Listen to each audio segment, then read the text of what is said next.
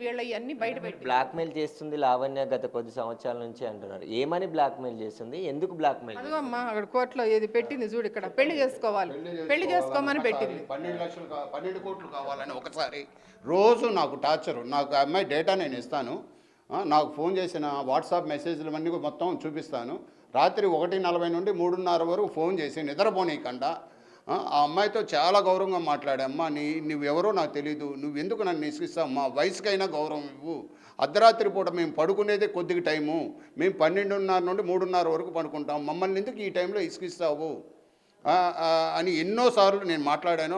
ఆ రికార్డు కూడా మీకు పెడతాను. ఆ అమ్మాయి డబ్బులు ఎందుకు ఇవ్వమని బ్లాక్మెయిల్ చేసింది మిమ్మల్ని? ఇదిగో ఇప్పుడే వస్తున్నా, కాసుకోండి, మిమ్మల్ని అందరినీ మీడియా మొత్తం వస్తుంది. ఇదిగో కేటీఆర్కి పెట్టాను, ఇదిగో జగన్కి పెట్టాను, ఇదిగో నరేంద్ర మోడీకి పెట్టానని ట్విట్టర్లో ఫోటోలు పెట్టడం, మళ్ళీ తీసేయటం, అవి కూడా ఉన్నాయి నా దగ్గర, మొత్తం మీకు చూపిస్తాను. ట్విట్టర్లో పెట్టడం, మళ్ళీ 1 గంట ఆగి తీసేయటం. ఇదిగో మీడియా వస్తుంది, కాసుకో, హే నువ్వు కాసుకో, మీరు ఇంకా దర్గా ఉండదు, మీకు ఇది ఉండదు, మీరు రోడ్డు మీదకి రావాలి, ఏం చెప్తే తమాషా అని డబ్బులు అడగటం. ఇదిగో అన్నీ ఉన్నాయి నా దగ్గర. ఎన్ని డబ్బులు అడుగుతుంది? 12 కోట్లు అడిగింది ఫస్ట్, తర్వాత 8 కోట్లకు వచ్చింది, తర్వాత 2 కోట్లకు వచ్చింది, తర్వాత 50 లక్షలు ఆడియో రిలీజ్ అయింది. టార్చర్ చూడండి, అసలు ఎంత టార్చర్ అంటే. ఈ అబ్బాయి చాలా మంది అమ్మాయిల జీవితాలతో ఆడుకున్నాడు, అనేక వీడియోలు ఉన్నాయి హార్డ్ డిస్క్లో, అందుకే పోలీసులు అరెస్ట్ చేసిరని చెప్తున్నారు. ఏమండి, పోలీసులు అదుపులోకి తీసుకుంటే పోలీసులు రిలీజ్ చేయాలి ప్రెస్కి. దానిలో 3, 4 తప్పితే ఇంకా వేరే వాళ్ళ ఎవరివి లేవు, ఫోటోలు కానీ వీడియోలు కానీ ఎవరివి లేవు. ఆ 3లో ఒక అమ్మాయి ఆల్రెడీ కంప్లైంట్ పెట్టింది, ఇదే నార్సింగ్ స్టేషన్లో కంప్లైంట్ పెట్టింది.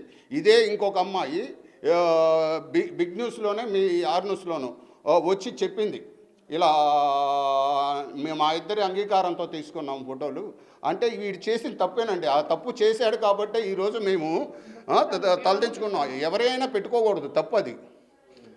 కానీ దానికి దీనికి సంబంధం ఏంటంటే, ఈరోజు దర్గాని మేము పూజించే మా భగవంతుడు ఆయన్ని లాగటం ఏంటంటే, తప్పు చేస్తే నన్ను శిక్షించండి, నా కొడుకు శిక్షించండి, మా ఆవిడని శిక్షించండి. ఈ మీడియా వాళ్ళంతా కూడా లేనివేని కొత్తవన్నీ రాసి బాబాగారి ఫోటోలు చూపించటం, బాబాగారిని చూపించటం, ఏబిఎన్ వాళ్ళు కానీ వీళ్ళు కానీ ఎన్టీవీ వాళ్ళు కానీ. అసలు దర్గా ఏం చేసిందండి? దర్గా అనేది ముస్లిమ్స్ కాదండి, మేము హిందువులు, మేము పక్కగా చెప్తున్నాం. బాబాగారి ఉన్న కాడ నుండి ఆయన దత్తాత్రేయ స్వరూపమే మస్తానయ్య గారు, ఆయన మామూలు మనిషి కాదు. 3వ నేత్రం తెరుస్తారు ఎప్పుడో, అప్పుడు మొత్తం వెళ్ళిపోతారు. నాకు ఆ నమ్మకం ఉంది. మీరేం కోరుకుంటున్నారు? పోలీసులు కానీ ప్రభుత్వం కానీ ఏం కోరుకుంటున్నారు? ఏదైనా త్వరగా న్యాయం చేయాలండి. అదే ఆ పోలీసు వాళ్ళు అయినా బయటకు వచ్చి ఆ హార్డ్ డిస్క్లో ఏముందో మీడియాకి ప్రెస్ మీట్ పెట్టి ఇచ్చి చెప్తే ఎంత హ్యాపీగా ఉండిద్దంటే, అది నిజంగా ఉందా లేదా అనేది ప్రెస్ మీట్ వాళ్ళు చూపించేసేమనండి, ఏం పర్లేదు, బరిచేసి మొహాలు బరిచేసి చూపించమనండి. 800 మంది ఉన్నారా, 300 మంది ఉన్నారా, 3 ఉన్నారా అనేది నిజాలు తేలిస్తే బాగుంటుంది. లావణ్య నాకు ప్రాణహాని ఉంది, మస్తాన్ సాయి పేరెంట్స్తో ప్రాణహాని ఉంది, నాకేమైనా అయితే వాళ్ళే బాధ్యత వహించాలని చెప్తుంది. ఏమండి, మీ హైదరాబాద్ నుండి ఇంటికి వచ్చి దొంగతనం చేసింది, ఒక్కసారి చూపిస్తాం మీకు. మా ఇంటికి వచ్చి మేము దర్గాలో ఉంటే దొంగతనంగా హార్డ్ డిస్క్ ఫోన్లో తీసుకొచ్చింది. ఆ వీడియో చూడండి. మేము ఏదైనా చేసేవాళ్ళం అయితే అక్కడే చేసేవాళ్ళం.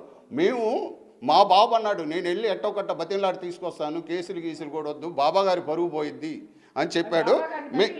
బెదిరిస్తుంది అమ్మాయి, బాబా గారిని బయటికి లాగుతానని బెదిరిస్తుంది, మీ దర్గా పరువు తీస్తానని బెదిరిస్తుంది అని చెప్పబట్టేనండి ఇంతకాలం మేము ఆగాము, లేకపోతే అప్పుడే కేసులు పెట్టి చేసేవాళ్ళం. అంటే గుంటూరులోనే ఆల్రెడీ కేసు పెట్టింది, మళ్ళీ ఎందుకు మస్తాన్ సాయి ఇక్కడ ఈమె దగ్గరికి వచ్చి ఇంట్లో ఉన్నాడు? మరి ఒకవేళ ఆమె ట్రాప్ చేస్తే అదేనండి, అది ఉండిపోయిందండి, ఆ ఫోన్ ఉండిపోయింది. ఇది మా ఇల్లు చూడండి, ఇంట్లో ఎంత దర్జాగా దొంగతనం చేసుకొని వెళ్తుందో వచ్చి.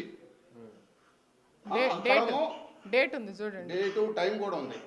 అక్కడేమో ఎక్కడో బాంబేలో ఉన్న రాజ్ తరుణ్ ఇంటికి వెళ్ళి మనం ఇక్కడ హైదరాబాద్లో లొకేషన్ పెడితేనే తెలీదు, అలాంటిది ఇలాంటి లొకేషన్లన్నీ పోలీసు వాళ్ళ దగ్గర నుండి యాక్సెస్ తీసుకొని ఆ అమ్మాయి ఎంత ధైర్యంగా వస్తుందంటే, వచ్చి పోలీసుని మీడియాని కూడా ఇలా చేస్తుంది ఆ అమ్మాయి.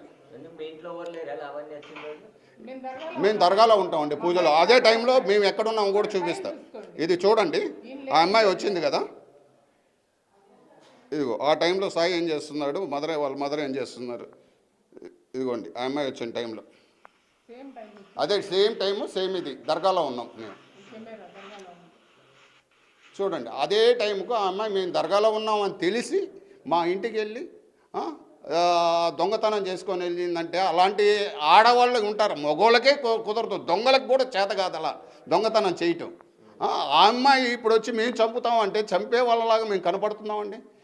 2 సంవత్సరాలు మేము పోలీసుల నుంచి చివరికి ఏం కోరుతున్నారు, మీ డిమాండ్ ఏంటి అసలు? పోలీసు వాళ్ళు ఏం గౌరవం, పోలీసు వాళ్ళు న్యాయం చేస్తారు, పోలీసు వాళ్ళు కోర్టు ఉంది న్యాయం చేస్తుందండి. కాకపోతే మీడియా వాళ్ళని దయచేసి మేము వేడుకుందంటే నిజాలు తెలిసి నిష్పక్షపాతంగా రాయండి, తప్పులేదు.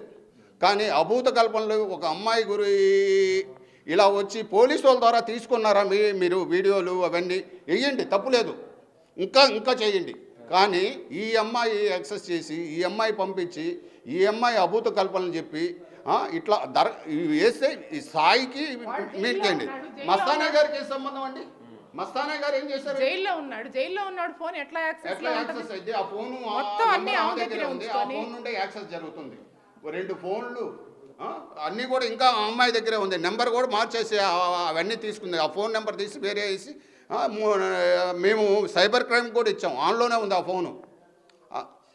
ఇంత దారుణంగా ఇంత ఇదిగా ఆ అమ్మాయి ఇంతమందిని టార్చర్ పెడుతుంది. ఎక్కడో బాంబేలో ఉన్న రాస్తారు వాళ్ళ ఆ ఇంటికి వెళ్ళి కొట్టిందంటే చూడండి, ఫోన్ లాక్కుంటుంది. ఈ అమ్మాయి చేసే పనే ఇది, ఫోన్లు ఇవి లాక్కోవటం. సీక్రెట్స్ ఏమి లేకుండా ఉంటాయండి, ఫోన్లు ఎవరు సీక్రెట్స్ ఏమి లేకుండా ఎవరో ఏయో మాట్లాడుకుంటా ఉంటారు, అన్ని తీసేసుకొని మీడియాలో పెట్టేసి. కేటీఆర్కి సాయి మస్తానికి సంబంధం వీళ్ళిద్దరు